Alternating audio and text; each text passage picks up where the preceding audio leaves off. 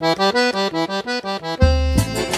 aí pessoal, tudo bom? Estamos hoje aqui com o seu Francilino, o sanfoneiro da banda Forrofiando, né? Estou aqui na casa dele com essa sanfona aqui, Juliette, maravilhosa, tá certo? E a gente vinha aqui hoje, né? Ele está me acolhendo aqui na residência para a gente bater um papo e conhecer um pouco sobre a vida do seu Francilino. E é um grande prazer, seu Francilino, obrigado por me acolher aqui na sua residência.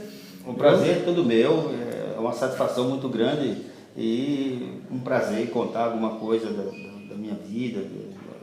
É um prazer, boa tarde para todos, né? A gente tá aí. Muito bom. Seu Francilino, para a gente começar o papo, assim, para a gente abrir, da onde que o senhor é, onde o senhor nasceu, né? Como que o senhor veio parar aqui em São Paulo, em Piracicaba? Conta um pouco dessa história, assim, maneira resumida, assim, para a gente conhecer um pouco da sua origem. Eu sou paraibano, nasci na cidade do Ingá. Na época chamava Ingá do Bacamarte, hoje tiraram o Bacamarte, ficou só Ingá. Bacamarte que era tipo uma espingarda, assim. Aquele negócio de bandeira terra. E me criei ali fiquei até uma certa idade. Depois o meu pai mudou para outra cidade, logicamente, foi para o lado de Pernambuco e tudo. E com o tempo dali eu vim para o Rio de Janeiro. E para chegar aqui em Piracicaba... Já jovem ou já adulto? Assim, não, quando eu vim para Piracicaba não estava muito velho, não, eu estava jovem ainda. Eu vim para o Rio de Janeiro, eu tinha 20 anos e fiquei lá mais ou menos uns 13 anos, mais ou menos. E depois eu vim fazer uma visita em Piracicaba e cheguei aqui, bati o olho nessa cidade, me apaixonei por isso aqui. E aí eu falei para minha esposa, olha, vamos mudar daqui, vamos para lá. Eu tinha uma família que morava já aqui, minha sobrinha e tudo. E aí eu vim parar aqui em Piracicaba. Cheguei em Piracicaba no dia 19, de mudança mesmo, cheguei no dia 19 de janeiro de 83. Eu tinha 3 anos, seu Francilino. Olha que maravilha. Era um bebezinho ainda, né? A minha filha acho que tinha mais ou menos a cidade também quando chegou aqui. 9 meses. Ah, estava com 9 meses. 9 meses. A esposa do seu Francilino. E aí, foi assim a minha vinda para cá, foi mais ou menos isso aí. Eu vim do Nordeste para o Rio de Janeiro e de lá vim para cá, gostei, fiquei aqui. Que legal. Ô, seu Francilino, e o forró? Em que momento da vida do senhor surgiu o forró? Assim, o senhor conheceu, né, ouvia tocar, dançava, como que era? A primeira vez, o senhor lembra da palavra forró, foi em que situação? Olha, o forró, na verdade, Tiago, praticamente eu nasci e me criei já ouvindo essa palavra de forró, porque a gente só o que a gente curtia, na verdade, lá no Nordeste, que a gente era exatamente ouvir uma sanfoninha de 8 baixos tocar. Na época, parece engraçado, mas foi assim que começou. Lá em casa, o meu pai sempre gostou de ciranda, coco de roda, essas coisas aí, ele sempre gostou muito. E quando eu fui me entendendo de gente, como diz os entendidos, o meu primeiro instrumento que eu me lembro foi um berimbau, mas não desse de capoeira. A gente arrumava uma madeira assim, lavramos ela, como diz a gente, botamos um fio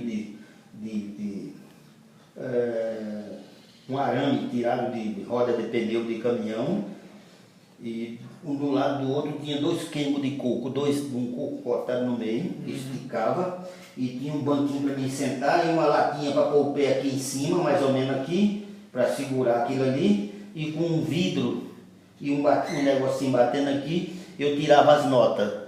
E aí meus irmãos fizeram um melê de borracha de pneu de caminhão também. Ô, seu Francilino, explica pra gente, inclusive eu que não conheço, o que é um melê. O melê é o seguinte, você pega uma lata, um negócio assim, redondinha, né? E você pega a câmara de ar, um pedaço de câmara de ar de caminhão, ou de tal, e ali umas par de pessoas vai pegando ali, esticando, e pega um arame em volta ali, amarra e estica, pronto. Aquilo ali é um melê. Você bate nele e dá aquele somzinho. É como se fosse o precursor da zabumba. Tipo Sim, é isso. É o que veio antes da zabumba. E o som é parecido. Da zabumba. O som é meio tum porque é de borracha, né? Sim. Então, mas é exatamente aquilo ali. Então a gente, os meninos construíram lá 2 maracas, que a gente chamava de maraca, feito de tampa de garrafa, tirar daquela cortiça de dentro, que antigamente era cortiça, tirar, batia ela, fazia uma pratinelazinha assim, e ali o melê e o berimbau. Eu tocava e aí o pessoal começou a dançar. Foi assim. E era forró aí. E era forró. Tá. Era forró porque. Isso adolescente. Adolescente, não, eu era. Tinha acho que Rapaz, 9 anos, não, 9 anos, 9, 10 anos. E eu lembro até de uma música que o pessoal cantava muito, era uma Rastafé, que saiu na época, isso ninguém sabe quantos anos, se eu não me engano era do Genival Lacerda. O Laurindo falou fino e correu que nem menino, quando viu o Lampião. Quem já escutou essa música? Vocês já escutaram essa música? Não conheço. Depois pode procurar ela, achar a letra e procurar que vocês vão ver. Se eu não me engano é do Genival Lacerda. E a gente tocava muito isso aí, né? Asa branca, não sei o que, aquelas coisas tudo. Faltava nota porque só tinha uma corda naquele negócio. Não tinha como eu achar nota naquele. E aí o forró na minha vida começou por aí. Só que o meu pai ele tinha 18 filhos, ele não podia comprar um instrumento para mim. Quando eu já estava rapazinho, eu tocava triângulo, balançava caracachá, aquela coisa. O meu irmão aprendeu a tocar 8 baixo, ele tocava 8 baixo muito bem, mora em Brasília. E aí a coisa já começou a mudar de figura, porque aí ali já entrou, já fizeram zabumba, que tinha zabumba de tocar ciranda, já passou ela para o forró, né? Zabumba, o pandeiro, meu irmão era muito caprichoso, ele cortou um galho de genipapo e fez aquela volta nele, amarrou de arame ali, furou do lado, botou umas partinelas e um couro, botou um couro em cima e fez um pandeiro. Na roça tinha que se virar de qualquer jeito, né? Uhum. Chamava Francisco. E aquilo ali era uma coisa de louco, ali a gente... Seu irmão toca 8 baixo até hoje, que é aquela sanfona de 8 baixo. Toca muito bem, toca bem. Continua tocando. Continua tocando. E aí a gente, por exemplo, hoje eu estava falando de uma música para ele também, Na Base da Chinela. Era uma música que a gente tocava demais, ela, que era do Jaco do Condivo, daqueles anos, né? E aí foi indo. Só que eu passei muito tempo, passei um bom tempo fora desse circuito. Porque eu fiquei no Rio de Janeiro, lá tinha muito pouca coisa disso aí. Eu sempre fui uma pessoa apaixonada por sanfona, mas depois que eu vi o Dominguinho tocar o forró tema, eu me apaixonei muito mais por forró. Foi a partir daquela música que ele fez. Ele tocava toda a madrugada num programa que o Jaque do Pandeiro tinha no Rio de Janeiro, na Rádio Globo. Mas eu sempre ali, mas larguei mão. Depois que eu vim para Piracicaba é que realmente aqui é que eu fui chegar junto mesmo. Mas o senhor aprendeu a tocar sanfona aqui, então? Aqui em Piracicaba. E quem que foi o seu mestre? Como que o senhor aprendeu? Bom, eu cheguei aqui, tinha um senhor que era administrador do Cesário Mota, que hoje não existe mais, que era um hospital psiquiátrico que tinha aqui. E ele tinha uma sanfona lá. E eu já tinha uma sanfoninha na época, 80 baixo, mas eu tentava arranhar alguma coisa, e saía uma coisinha daqui, e dali e tal. Quando eu cheguei aqui, ele me deu algumas dicas, e saía até umas coisinhas assim, uma floreadinha. Bom, daí eu fui procurar uma pessoa para aprender, e a primeira pessoa que realmente me deu as primeiras dicas de sanfona, na real mesmo, foi o finado Renato Perini, que era um grande acordeonista daqui da região, era o melhor que existia na época. E eu aprendi um pouco com ele, e eu tocava para ele, eu tocava triângulo para o Renato aqui. Inclusive teve saía as propagandas no Jornal de Piracicaba dos trabalhos dele, e um dia ele mandou pôr no Jornal de Piracicaba: Renatinho e seu conjunto e o mítere do triângulo. Foi lá, era eu. Eu falei assim, o Renatinho é o Renato Renato Perina. Renato Perina, que é esse Que hoje, eu não sei se hoje ainda tem a loja de uma das irmãs dele aí em Piracicaba, né? E aí eu fiquei com ele, mas ele começou a boicotar um pouco, eu saí. E o pessoal inventou de montar uma banda. Foi esse o meu maior problema no mundo da música. Foi os meus amigos que a gente tocava junto, inventaram de fazer um trabalho. E a minha vida de música em Piracicaba começou em Santa Terezinha. Tinha um bar do senhor que eu chamo lá, que eu chamo cá, que ele foi muito, para mim, ele foi ótimo nesse sentido. Chamava Celeste. E ele tinha um bar e inventou de botar uns coisinhas lá, e a gente foi lá e deu certo, rapaz. E tocava lá para ele, aquele negócio de qualquer jeito, né? E foi indo. Mas aí um dia eu vi que o que eu tocava não estava agradando muito. Aí falei para o pessoal, olha, eu vou parar e vou procurar uma pessoa para estudar. Aí eu fui estudar com uma senhora que tinha aqui na Agudual, tocava demais. Só que é assim, a maioria das pessoas que eu comecei a aprender, ele ensinava a tocar música. Ele não ensinava o que significava uma sanfona. É aí que eu vou chegar daqui a pouco. Então eu comecei a aprender, aí aprendi um pouco mais, tocar. Aí montei a banda de forró sertanejo. Eu tinha uma banda de forró sertanejo. Com bateria, com sanfona, bateria, baixo, guitarra, triângulo e zabumba. Como chamava essa? 80 e que ano que era isso aí? Isso foi banda. mais ou menos de 80, acho que 84, 83, 84 até 90 e qualquer coisa foi isso aí. Eu não sabia nem o que era forró. Chamava-se Unidos do Forró. Unido do Forró, e fez sucesso aqui em Piracicaba. Não só em Piracicaba, mas Piracicaba, essa cidade aí em volta, tudo na redondeza aí. Região toda. A gente tocava aí, tinha semana que a gente tocava, começava sexta, sábado, domingo 2 vezes. E nessa época aí você sabe se o Enoque já estava por aí tocando? O Enoque, de vez em quando, ele vinha aqui em Piracicaba. Já nessa 80, ele tinha uns parentes aqui em Piracicaba, e ele vinha aqui, inclusive o Valmir, aquele que estava tocando com a Evinha lá em Limeira há poucos tempos atrás, a esposa dele é sobrinha do Enoque, então o Enoque vinha na casa deles e tocava para eles aí, e de vez em quando fazia algum forró aqui em Piracicaba, mas vinha e ia embora. A história do forró, na verdade, aqui em Piracicaba, plantado mesmo, foi eu que trouxe para cá. Ô, seu Francelino, nessa época a Evinha já morava aqui, não? Olha, se ela morava aqui nessa época, eu não conhecia ela, sinceramente. Porque depois que meu filho cresceu, começou a mexer com música também, foi que ele conheceu o irmão dela, que é um guitarrista muito bom, né? E que é o Ricardo Leone. E depois eu vim conhecer a Evinha através já do Luciano. O Luciano, eu conheci ele através... Luciano Gameleira. Gameleira. Eu conheci o Luciano Gameleira através de um bar que a minha esposa tinha lá na 23, que é esse bar aqui comprido, lá. E ele ia lá, tocava um violão. O Luciano é bom de violão também, mas cara, nem cantava bem naquela época, ele não tocava sanfona não. Bom, o Unido do Forró, ele foi embora. A gente misturava um sertanejo e ali lá botava um forró no meio, uma coisa assim, pelo meio da coisa assim. Só que essa banda ela foi muito bem, tocava em todo canto, o pessoal ganhava bem, inclusive tinha gente que tocava comigo, que trabalhava em empresa, ganhava mais tocando comigo do que na empresa. Mas na empresa era o hobby dela.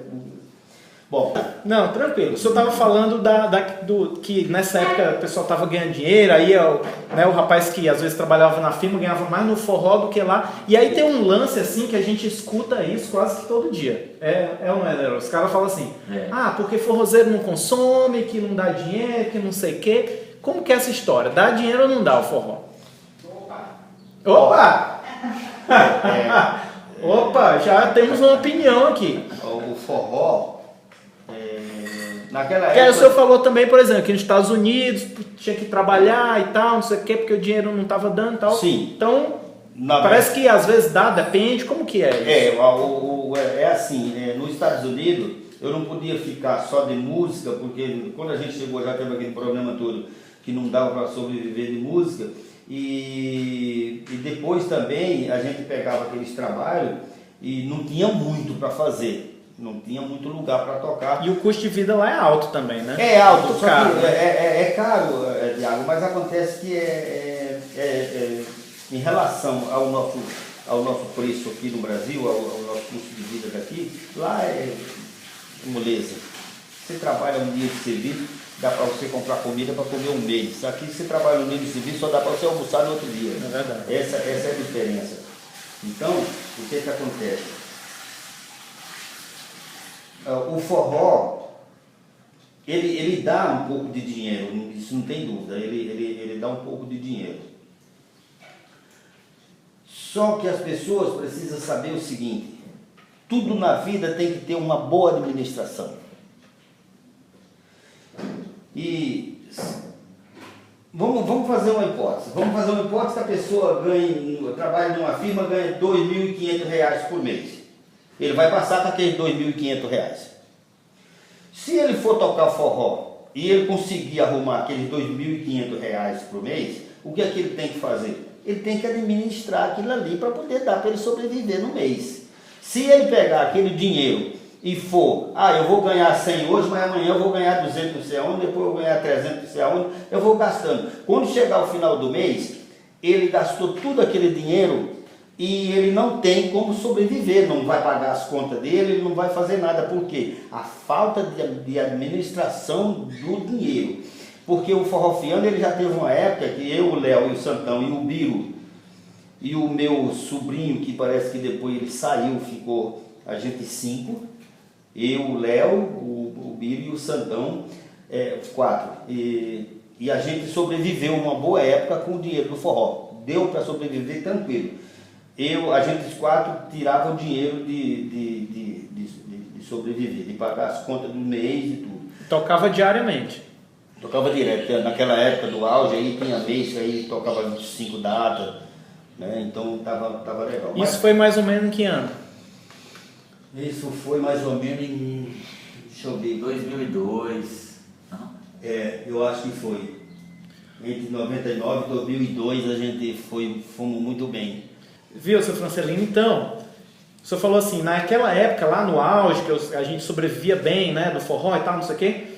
Como que o senhor vê hoje? Hoje, o forró aqui na nossa região, no interior de São Paulo, em relação a essa época aí de 2002? Tá mais fraco? Tá parecido? Tá pior? O que mudou? Não, tá mais fraco. Tá mais fraco, não o volume? O conteúdo do trabalho tá. Não tá fraco. Tá fraco é o campo. O campo diminuiu muito. Porque naquela época a gente via que, por exemplo, Estação Cultural, a gente tinha lugar para tocar ali direto, e tinha em outros lugares também, porque as chamadas as bandas grandes não vinha muito para tocar nesses lugares menores. Eles tinham os lugares maiores para tocar. Por exemplo, São Paulo, na época do auge do forrofiano, nós tocava Remeleixo da Lapa, Remeleixo Pinheiro, o Caviar, nós tocava todos esses lugares. E hoje não existe mais. Fechou muito. A Cooperativa Brasil, tinha semana que nós tocávamos, o Luiz gostava muito, o Luiz da Cooperativa Brasil, gostava muito do forrofiano. Tinha semana que ele falava assim, vocês vão tocar 3 dias aqui essa semana. Né? Junto com outras bandas, logicamente, mas o lugar da gente estava lá. E isso fechou. Então foram fechando os lugares grandes que tinham a Cooperativa Brasil. Você não alcançou, eu né? fui uma vez lá. 1 ou 2. Cooperativa Brasil vinha as maiores bandas de forró, os maiores nomes vinham para a Cooperativa Brasil e era forró na pancada mesmo de quinta a domingo. O pau quebrava naquele lugar ali, muito bom. E isso fechou tudo. Aí muitos outros lugares que tinha, por exemplo, o Remeleixo da Lapa, Remeleixo Pinheiro, e eu não sei se ainda existe hoje, mas teve uma época que estava fechado. Pinheiros existe, Pinheiros tem, existe, só da Lapa que não. E, Já abriram outras casas. E aí, por exemplo, naquela época nós tínhamos dois contratantes. Tinha o Jaci, que era era sócio do Remerício da Lapa, ele tomava conta lá. Era um cara que adorava o forrofiando.